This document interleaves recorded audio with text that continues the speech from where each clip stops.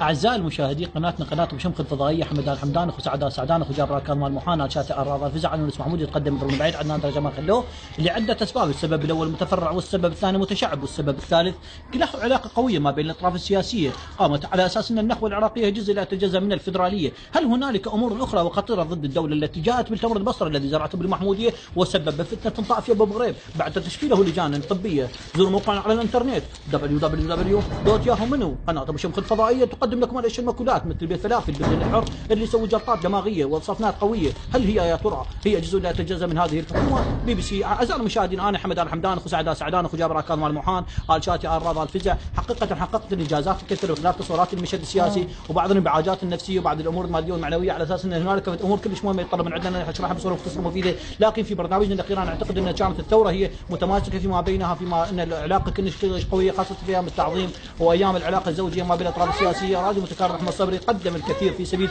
تحرير فلسطين من العلاقه الديمقراطيه، وان شاء الله يعني كما يعبرون عنا باللغه العربيه الفصحى يا ايها الشعب العظيم. قاومنا عده مرات احنا حقيقه بعده مناسبات رسميه، من خلال اكو بعض الامور احنا بالانتخابات، وان شاء الله الانتخابات المقبله هي جزء لا تتجزا من الفدراليه. احنا قدمنا لكم الكثير في سبيل البطاقه التموينيه وبطاقه الحصه التموينيه، راح نغير من عدم وجودكم وان شاء الله الحمد لله اشكر بكسالك من اليوم. فالمساله مساله مبدا، المساله مساله عقيده، المساله مساله واقع حال. نرجع الى الظرف الاول اللي هو كان موجود. طبعا عندنا عده حالات، الحاله الاولى بمستشفى الكندي، والحاله الثانيه بالمستشفى الشوادر، والثالثه راح تستقر بالنجف، وان شاء الله مستمره الحاله عده حالات ان شاء الله. فما انا نبغى نتحدث عن الوقت الحاضر وهذا جانب ديمقراطي. اما بالنسبه للفدراليه ما تتصور توصل الى مرحله عده مراحل. الحمد لله والشكر. انا شوف يعني اسولفك سالفه قبل 10,000 سنه بمعركه بدر الكبرى صارت طبعا شو انت ما تعبر عنها بالفجوه داخل المسلمين، عندما افتر احد القاده الكبار افتر الجبل وقال راح الوص عليكم، ودخل بها ابو سفيان جاب له شده وزعها على الفقراء، واللاصق عافوا النبي وحده مجرح ومصوب. اسبابها كانت كثيره والحمد لله اشكر ربك سهله. بس ان شاء الله ان شاء الله نتمنى السعاده لهذا الشعب، وانا اتمنى منكم انتم اخواني كشعب تنتخبون قائمتنا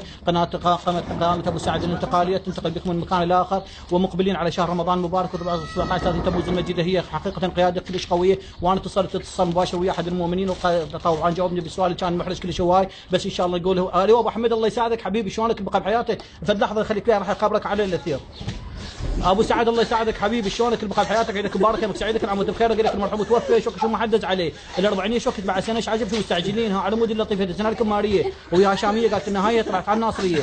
انا قضيه شباب فلسطين ما راح تنحل، انا ما دخل بيدها على خارطه عندي ان شاء الله مو اليوم باشر عقب الظهر المغرب تعالوا لنا. صدق كذا ما صار اهلك سمعت خبر انا قالوا الحجي صار فيها جلطه قويه صدق والله. انا فرحت من كل قلبي قلت بلكي حصل له ورث شيء هاي حتى لو طرقم من النعال مالهم بالاصبع هي من هذا القديم عتيه.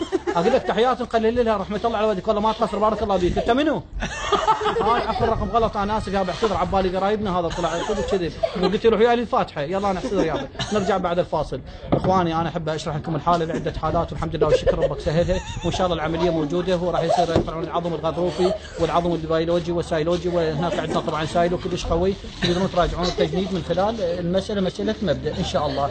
راديو متكارلو احمد صبري. قامت الحكومه العراقيه بالقاء القبض على بعض العناصر العظامه في المناطق الشعبيه مما اثار حفيظه الراي العام واهل العزاء. هل يا ترى للعظامه الخطه الامنيه الجديده باتخاذهم الاطفال كدر عن بشري للذهاب الى الجذور يروحون الطباخ يدسون بيرحم الله يعطينا شويه الحمايه للجهال. بي بي سي القاهره. راديو دجله الفرات خصخص.